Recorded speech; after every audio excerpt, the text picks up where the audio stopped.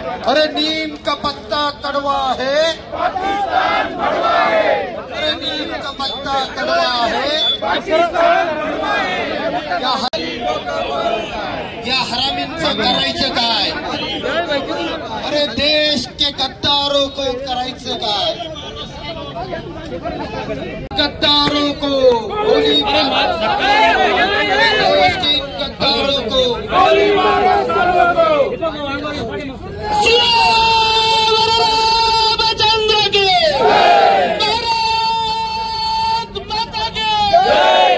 पाकिस्तान मुर्दाबाद, मुर्दाबाद, मुर्दाबाद, पाकिस्तान मुर्दाबाद, मुर्दाबाद, मुर्दाबाद, पाकिस्तान मुर्दाबाद। नीम का पत्ता कड़वा है, पाकिस्तान कड़वा, मुर्दाबाद, पाकिस्तान मुर्दाबाद, मुर्दाबाद, मुर्दाबाद, पाकिस्तान मुर्दाबाद। नीम का पत्ता कड़वा है, लीडों का वर पाए।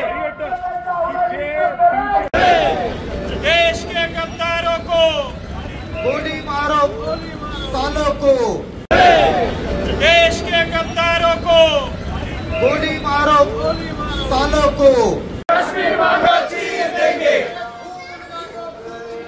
कश्मीर मांगो चीर देंगे।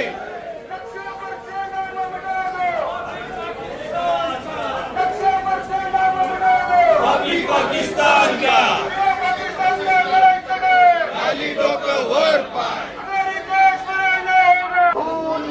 कश्मीर मांगो चीर देंगे, खून मांगो खून देंगे।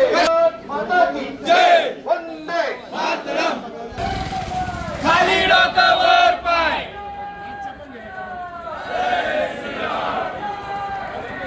जय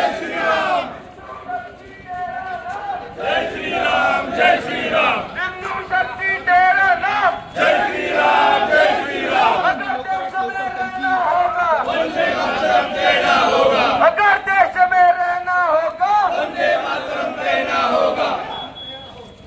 अरे औरंगाच्या उलरींचं करायचं काय? मुर्दाबाद, पाकिस्तान मुर्दाबाद, मुर्दाबाद, मुर्दाबाद, पाकिस्तान मुर्दाबाद। नीम का पत्ता कड़वा है, लीडों का वर पाए। शिवाजी जय भवानी, छत्रपती शिवाजी महाराज की जय।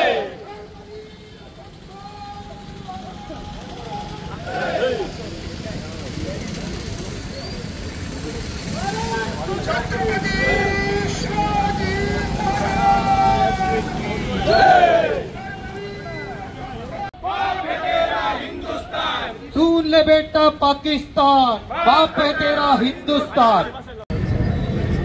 त्यांना बोलायचंय पहलगाम येथे पाकिस्तानने तयार केला दहशतवादी, त्या दहशतवाद्यांनी जो पहलगाम मध्ये जो अंधाधुंद गोळीबार करून 50 हिंदू पर्यटकावरती जे अंधाधुंद गोळीबार करून त्यांना धर्म विचारून त्यांना ज्या गोळ्या झाडल्या, त्याबद्दल प्रथम मी आपल्या सर्वांच्या वतीने त्यांचा या ठिकाणी पाकिस्तानचा व त्या दहशतवाद्यांचा जाहीर निषेध करतो।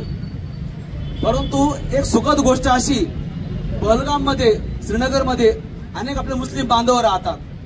सर्व पर्यटकांनी त्या पर्यटकांना त्या हिंदू मुस्लिम बांधवांनी सगळ्यांना अत्यंत चांगल्या प्रकारे संरक्षण दिलं, चांगली मदत केली, खूप मदत केली।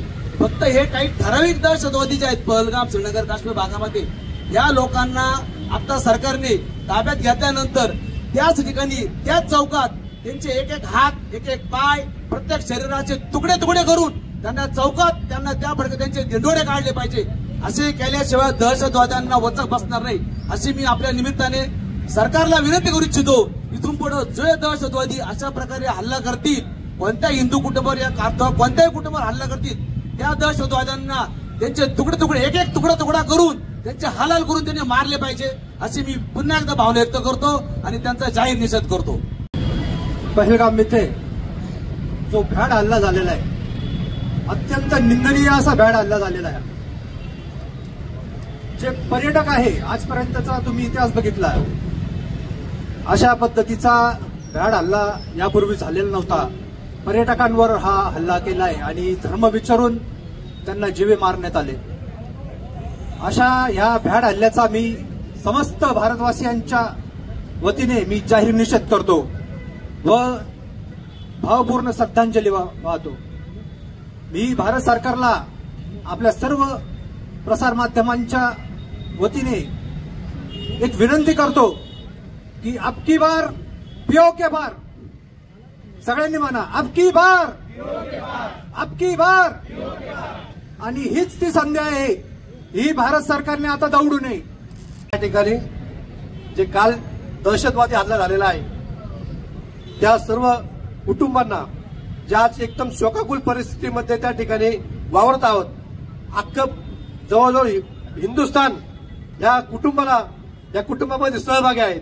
परंतु आज या ठिकाणी शिर्डीमध्ये जर आपल्या जर या ठिकाणी पर्यटक येतात, म्हणजे काही लोक येतात, तर त्यांच्यावर जर अशा काही गोष्टी घडल्या तर आपण शिर्डी आपण जर त्यांना सहकार्य करतो। त्याच पद्धतीने आता भाऊने सांगितलं की त्या ठिकाणी सहकार्य झालं। परंतु अरे कोणाला जर आपण फिरायला जातो असं कोणाला वाटलं का की आपल्या या ठिकाणी दहशतवाद होणार आहे? तुम्ही धर्म विचारून विचारता आणि त्यांना समोर गोळी मारतात। आज या ठिकाणी बघा ती लेडीज काय समोर अक्षरशः बायको समोर एखाद्याला मारायचं किती वाईट आहे। कसं वाटतं तुम्हाला? एखादा काना मारलं तर आपल्या कसं वाटतं, आणि समोर गोळी मारतो आपण, हे कोणते काळीज आहे? अरे अशा काळजाला त्या ठिकाणी कसं आपण या ठिकाणी आपण बघायला पाहिजे। आपण या ठिकाणी भारत सरकारला आपण हिंदुत्व कशासाठी दिलं, निवडून कशासाठी दिलं?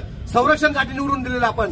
मग संरक्षणासाठी निवडून दिलं असेल ना, तर आता त्यांनी एकच संधी आता ही परत आता त्यांनी कोणी असा दहशतवाद कोणी या भारत भूमीवर कोणी करायची ताकद नाही ठेवली पाहिजे। अमित शहा आणि मोदी साहेबांना नाव घेऊन त्यांनी गेलं। मोदी साहेबांना त्यांनी सांगितलं की तुम्ही मोदी साहेबांना डोक्यावर घेतलं। अरे डोक्यावर नाही, त्यांना आता खोक्यात टाकून द्या तुम्ही। आता ती परिस्थिती राहिलेली नाही। आता जर हिंदू म्हणून जर तुम्ही मारत असाल, मला तुम्ही सांगा हिंदू म्हणून आपण कोणाला मारलं का आतापर्यंत? ही संस्कृती आपली आहे का? मग ही संस्कृती कोणती आहे? त्यांना त्याच पद्धतीने मारायला पाहिजेत। आणि आता हे जे माध्यम आहे, या माध्यमातून अमित शहा असो, आपले गृहमंत्री असो, त्यांना जी संधी मिळालेली आहे त्यांनी ते संधीचं दौड सोडले पाहिजेत। अशाच पद्धतीने त्यांना मारलं पाहिजेत, जाऊन मारलं पाहिजेत। काय फरक पडतो? तर त्यांना जर काही फरक पडत नाही तर आपल्याला काय फरक पडणार आहे? परंतु आपलं जे सरकार आहे ना, आता लाचार राहिला नाही पाहिजेत। या सरकारला पूर्ण बहुमत भेटलेलं आहे। या बहुमताच्या जोरावर त्यांनी सर्जिकल स्ट्राईक केली पाहिजे। आणि ह्या जे इथून पुढे ज्या काही अशा दहशतवाद होत असेल तर त्यांना इथून पुढे भारताकडे पाहिजे ताकद कोणी ठेवली पाहिजेत। या मेणबत्त्या जाळून कवर चालणार आहे? उद्या पण परत दहशत होईल। मग हे फक्त मेणबत्त्या जाळण्यासाठी आपण या ठिकाणी यांना निवडून दिलं का? गुप्तचर खातं काय करतं, पोलीस यंत्रणा काय करते, त्याने उडून त्यांना। अरे आता मोदीला साहेबाला कोणाचे काही आता हे घ्यायचे का? आता विरोधकांचं काही घ्यायचं का? सर्व पैसे सर्व त्यांना दिलेलं आहे। तर या सरकारने सगळ्या गोष्टीमध्ये आता विचार करून त्यांच्यावर अतिक्रमण अटॅक केला पाहिजे, ही त्यांना भावपूर्ण श्रद्धांजली अर्पण करतो।